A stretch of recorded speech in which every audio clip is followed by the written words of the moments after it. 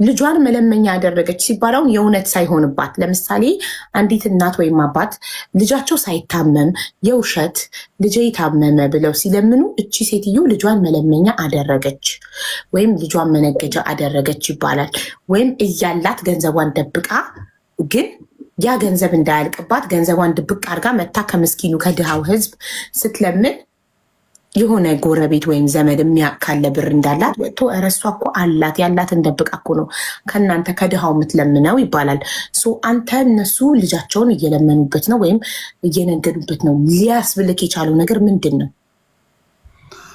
አንደኛው የሉል ሕክምና ጉዳይ በግልጽ ፉል ከቨር ነው። ፉል ከቨር ነው።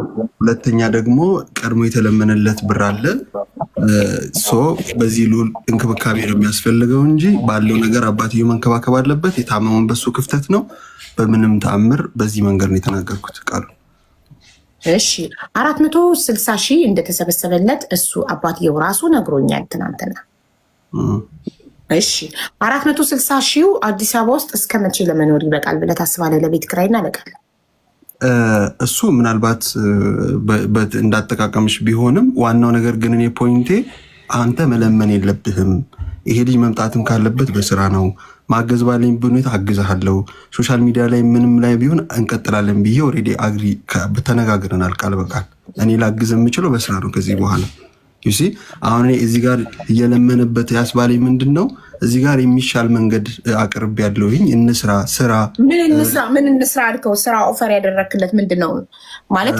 ማስታወቂያ ምናምን እንዲሰራ ልጃቸው አንድ ልጁ ሕክምናውን ኦልሬዲ ካገገመ በኋላ እኔ ያቀርኩትኝ መሱድ ወደ ኢትዮጵያ ይመጣል፣ ወደ አዲስ አበባ ይመጣል።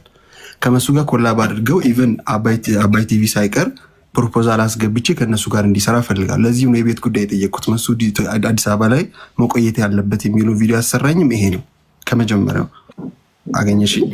ምክንያቱም መሱድ የተሻለ ነገር ይገባዋል ብዬ ስለማስብ ትንሹ መሱድ ይህንን ነገር ደግሞ እሱ ያውቃል። ገብቶሻል? እሱ ደግሞ እዚህ ጋር ቪዲዮ ስራልኝ ስል በዛ መንገድ ሲጠይቀኝ እኔ ኦልሬዲ ዘግቼዋለሁ አልሰራም ብዬ ማለት ነው።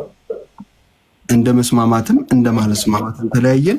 የመጨረሻው ቅድም እንደተናገርኩት ወደ ድራይቭን ለመሄድ ስል ስልክ ተደውሎ ተነገረኝ። ጥያቄ ጠየቅኩት። ሪስክ አለብኝ አለ። ገብቶሻል? እኔ ቪዲዮ ሄጄ ብሰራም ሪስክ አለበት፣ ቪዲዮ ሰርቶ ቢልክልኝም ሪስክ አለበት። ይህን ጥያቄ እንደውም ሪስክ እንደሆነ እንጠይቅን ይፈልጋለሁ። በዚህ ምክንያት አለ ማለት ነው። ከዛ ውጭ በዛ በኩል ሲመጡ ኦልሬዲ እቅድ እንዳላችሁ ስለተረዳው ነው ይህንን ነገር የተናገርኩት። እሺ ጥሩ። እነዚህ ሰዎች ለምነው ሶሻል ሚዲያ ላይ በልጃቸው ለምነው